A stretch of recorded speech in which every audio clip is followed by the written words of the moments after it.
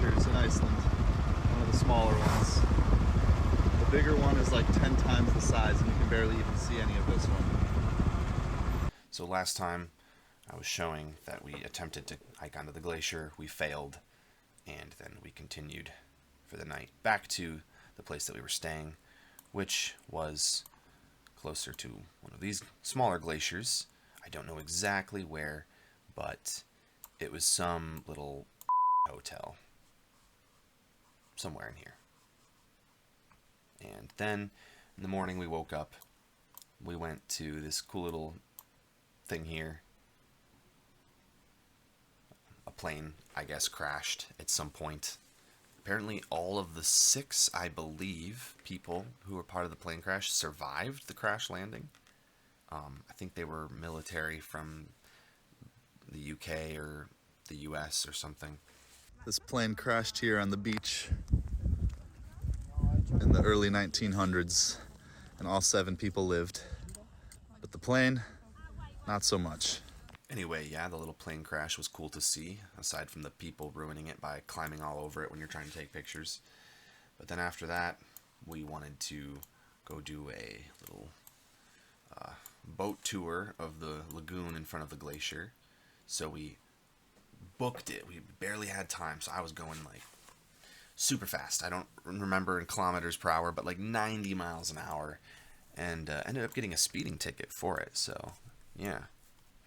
But we booked it back to make it in time, all the way back to here, to this lagoon, and to these lagoon tours here. Worth it, recommended. I believe this was the company we went through. Super nice people, really cool. Well, we failed to actually reach the glacier yesterday. Today, we're going on a boat tour.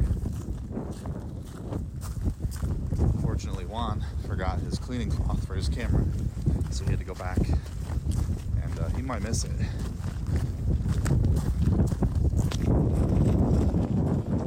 This is about to be really cool. About to Hey!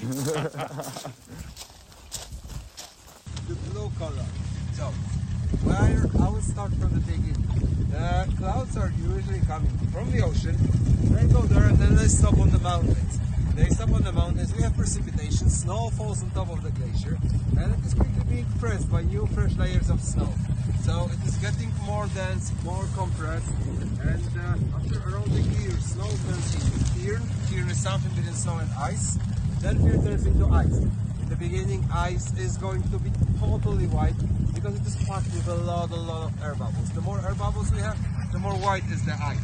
But then everything is being pressed, the pressure is getting bigger and bigger, so these air bubbles are slowly being squeezed out of the ice. We have, at some point we are going to have the ice that has way less air bubbles, and you will clearly see that this ice is transparent. You will clearly also see air bubbles inside. But of course the pressure is... You go out into this little lagoon, and it's hilarious. What they do is in the spring, they literally just use their boats and they ram into the ice to break it up. I think I have a video of that.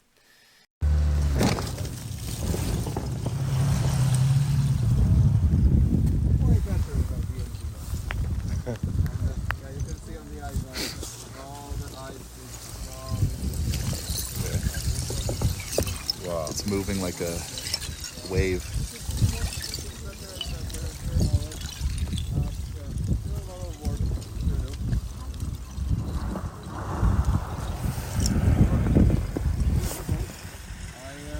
Crash into the ice. It's so funny. To the engine, and I just use the throttle and the power to push the ice, push it to move it so it can break, so it can detach.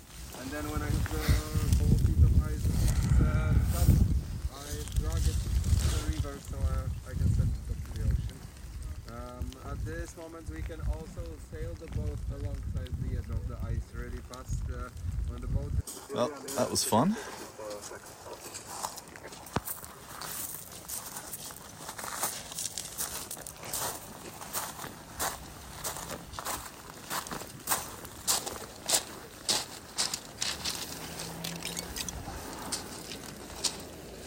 That's cool.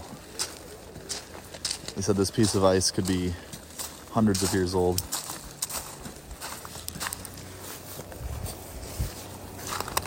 Tastes good.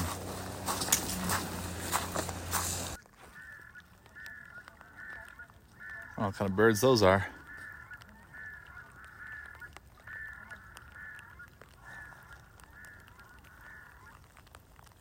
Okay.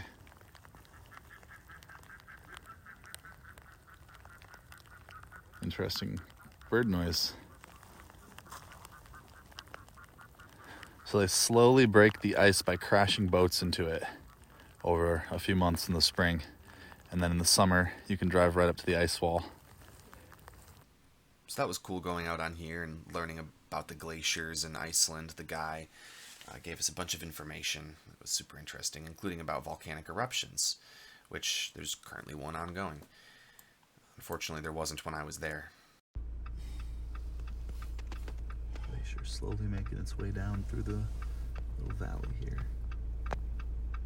Anyway, we left. We continued on. This was really the last day at this point, so we backtracked past all the stuff we had already driven again. And this day was pretty much the return to Reykjavík day. So we didn't really do anything after the glacier expedition, the Lagoon expedition, that is.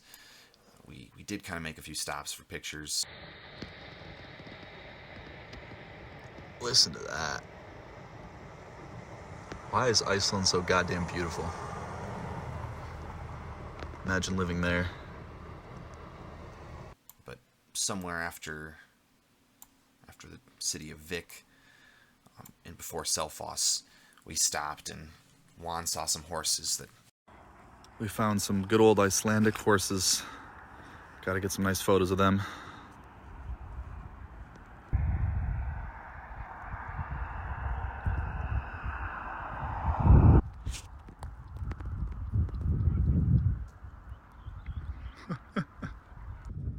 Oh my God.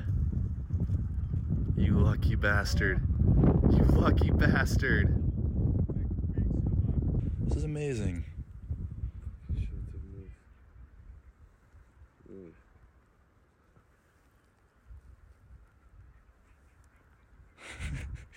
I'm petting a horse like a dog. Hi. No, it's not food. I'm sorry. You can't eat my phone. You're so nice.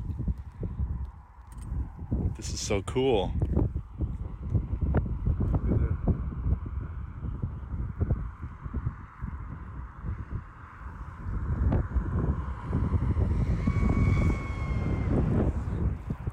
I eventually followed him because, well, it was cool to pet the horses.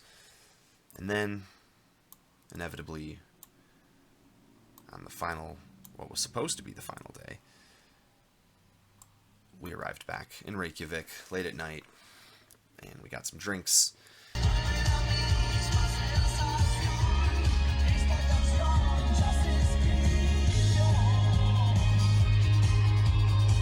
Just got our last drinks in Iceland. Now we out of here.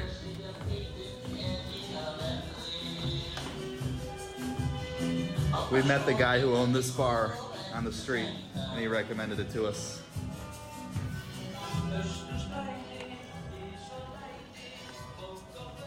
If you're ever in Iceland, come here. Super cool guy owns it. And then I was supposed to fly out in the morning, but due to my own stupidity with the process of returning the rental car and not making it on time, I missed my flight, and then I ended up having a whole extra day. And then during that day, me and Juan just did more stuff around Reykjavík. There wasn't anything in particular on the map worth showing. So anyway, that was pretty much the loop around Iceland that me and Juan did, and all the main places that we stopped. I will definitely have to make it back one day to see a whole bunch more, because that is barely scratching the surface of Iceland. But anyway, yeah, thank you for watching. Thank you for listening to this weird little review and recap of the places I went.